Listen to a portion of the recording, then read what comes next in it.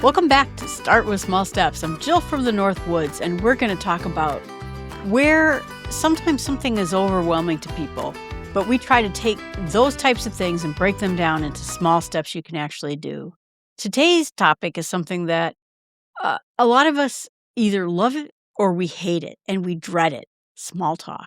And maybe you're someone who can chat with a stranger at a grocery store like you've known them for years. That's me. Or maybe you, like a lot of people, think the idea of small talk makes you want to crawl into a hole. But either way, stick with me because we're going to talk about why small talk is actually matters and how we can actually quietly let it shape our lives, get better at it if we feel we're terrible at it. Small talk matters, and let's just talk about the why. Because a lot of us write off small talk as fluff, empty chatter before about weather, before a conference, at a bar, and pointless small chit chat before a real conversation actually starts. But the thing of it is that small talk isn't pointless. It's actually doing something really important. It's an on-ramp to a connection. So think about it like this, that you can go from zero to a meaningful conversation with someone. You can get there with small talk. It's the bridge. But if you don't have small talk, you never get there. Imagine like a conversation like, "Hi, Bob. My name is Jill. Have you ever thought deeply about selling your house and moving across the country with your 2 children?" And you'd be like, "You don't even know me." But small talk is the bridge. It's how 2 people test out the water, figure out what's safely there, and find places of interest before the rapport goes any deeper than that. I'll give you an example that was kind of funny. So in my last job, I used to go to a conference that was my company's software conference. And there was a new employee, and she said, "Hey, Joe, do you mind if I hang out with you and you can introduce me to some people? It's going to be important. I know a lot of people." "Oh, sure, absolutely." And by the end of the day, she knew a ton of people. We made all these introductions, and she said, "You're really good at small talk. I always thought that small talk was painful and terrible, but you really get to the core of people very quickly. You introduce a fact." There was one fellow I remember where we were talking about the vacations we had taken this year. Turns out he loves to go fishing. Well, I used to fish when I used to go fishing with my dad. Suddenly, we had a connection. We could talk about fishing together. And so very quickly, we were able to zero in on something the 2 of us had in common. And she said, "I always thought that people did small talk like as a tool against someone, or I don't know, like a salesy thing." And she goes, "When you talk to people, you actually care about the people you're talking to, even though you've never met them." It's something I've always been really good at. I talk to people in the grocery store. I talk to people online. The other day, we were at a crane rescue, and suddenly we looked down on the ground, and there were hundreds of crayfish crawling around the ground. Some people call them crawdads. But anyway, they were just everywhere. And there was this guy who was standing there with a bucket picking them up as a maintenance fellow. And so I just went right up to him and I said, "Hey, what happened here?" Told us this whole story about this pipe, got flooded, it burst, and it spilled out everywhere. And what came out of it was crayfish. And he was trying to save them and put them into another pond before they dried out. You never know things. You learn a lot of things by just talking to people. So small talk is a social muscle. Like anything else, conversation is a skill. The more low stakes small talk you do, the more comfortable you get with conversation in general. It makes for bigger conversations. It can lead to networking with your career, dating, and even hard conversations with maybe family that are harder to have. It becomes less intimidating to have small talk. It opens up doors. It opens up opportunities for jobs, friendships, dating. Maybe it can open up doors with your spouse. And small talk is something that you can start small with. You strike up a conversation with someone in a waiting room, at a conference room, at a coffee shop, in line. and the small exchanges become bigger and bigger. It signals warmth and approachability.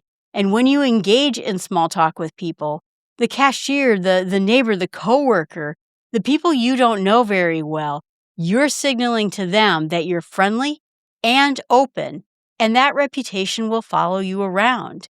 People remember how you made them feel, even in the 30-second interaction that you had with them. It can help combat loneliness. And this is the big one. When we're in the middle of what researchers are calling a loneliness epidemic, small talk, as small as it sounds, is a tiny dose of human connection. It reminds you, but it reminds the other person too, you're both not invisible. You exist inside of a community and you can relate to other people.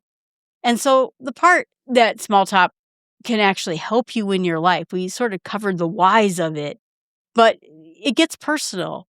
How does small talk, getting better at it, actually help you in your life? For your career, like it or not, a lot of professional advancement happens informally, in hallway conversations, small talk before a meeting, casual check in. People hire, promote, and recommend people they feel like they know. Small talk is often the first impression, and the first impression matters quite a bit. Your relationships, couples who check in with each other on small talk, makes a connection. How was your day? Anything interesting happen? Boy, it's hot out there. They tend to stay more connected than couples who only talk about logistics, big sort of decisions. Small talk in a relationship is maintenance. And it's low stakes again for connection with people. Over time, trust and intimacy also builds. I remember I used to date this fellow, and we all talked. We talked all the time.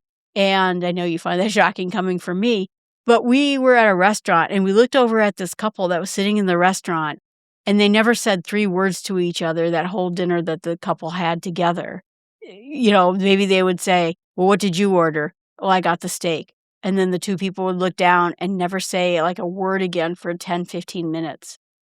But the other part that helps you with small talk is your mental health. And this one surprises people because people think that you should avoid small talk for mental health reasons, but instead, brief, friendly interactions with other people, even strangers, has been linked to small boosts in mood and a general sense of belonging. I think it's also cognitively engaging with people. You don't need to have a deep conversation every day to feel connected with people. Sometimes a 30-second conversation, an exchange with the coffee shop person is enough to remind you, to make you feel like you're a part of this world.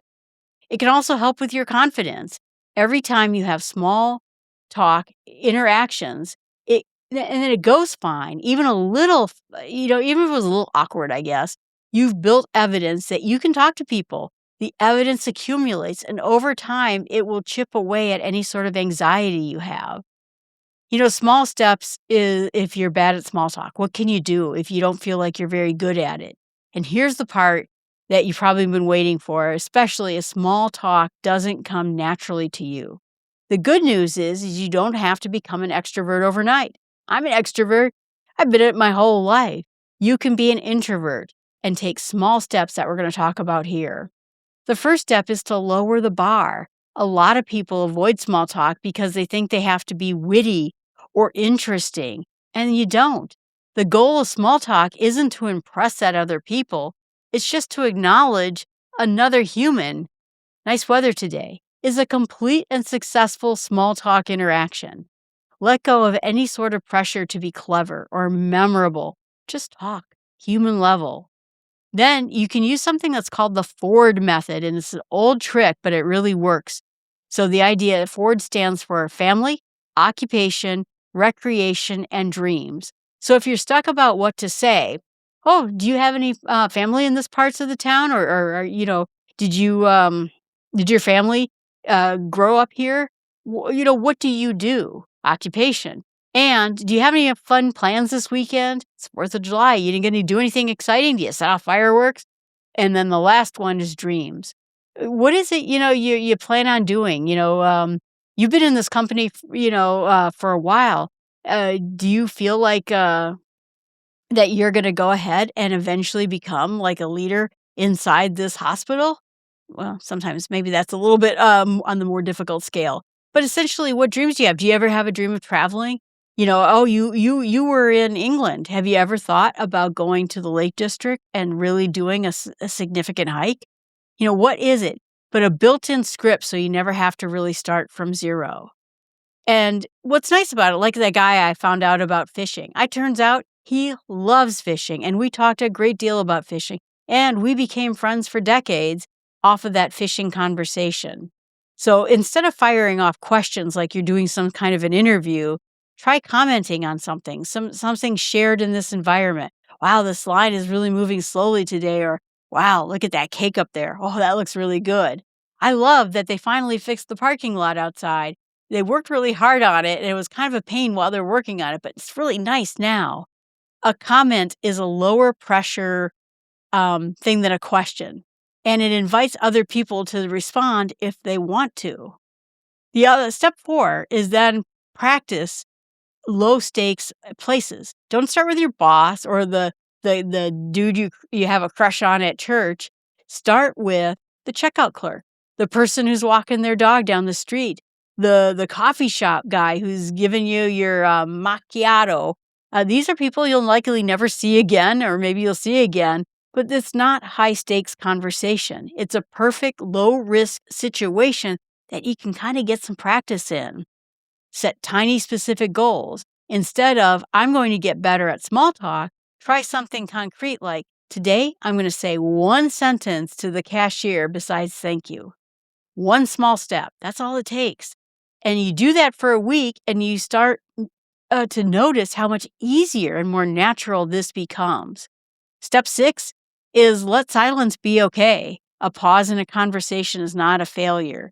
It's not your job to fill every silence with brilliant words. Sometimes the kindest, most confident thing you can do is just let a beat pass without panicking. Just kind of let a moment pass between it. So if you're at a conference and you're talking to someone and you say, I was wondering, you said that you went hiking in Italy before. Are you planning on doing other hikes? And then the person kind of, let it happen. Let them have a moment to think about it. Or if they say, no, not really, that's fine. Okay. That's okay too. And then step 7 is to exit gracefully. Part of small talk is the anxiety of not knowing when to end it. People, it's particularly in the Midwest, we have something that is kind of historic with us, that when we're at the door, we're leaving someone's house, people will stand there for a little hour not being able to say goodbye. So you're going to get good at this, right? You're just going to not have a dramatic exit line. You're just going to say, all right, well, have a good one then, all right? It's good talking to you. I really miss seeing you, or it's really nice meeting you. I'm so glad we got a chance to talk. Practice a few lines so that you're ready to go about how to end a conversation. So here's the thing I want you to walk away with in this is that small talk isn't shallow. It's quiet infrastructure of connection. It's opportunity. It gives you a sense of belonging in your life, but not only your life, the life of the other person too. And if it doesn't come naturally to you, it's okay. You don't have to be personally, have a personality transplant. You just need a small step. You just need to take one small step, tomorrow. Use the Ford method if you need a method. Remember, that's going to help you have those intro conversations. Or maybe just say something that is naturally around you. Wow, it is so windy out today. Did you notice that? Man, it rained a lot last night. And just try it out with one extra stranger. Whatever it is, just try a small step. All right, everyone, thanks so much. I appreciate you spending time with me. If this episode helps you, share it with someone who might need an extra nudge towards more connection in their lives. And if you want to contact me, you can email me at jill@startwithsmallsteps.com or find every podcast I do. Everything is on YouTube and a podcast at jillfromthenorthwoods.com. I also just started a Substack. You can read that there too. Thanks so much. Have a great day.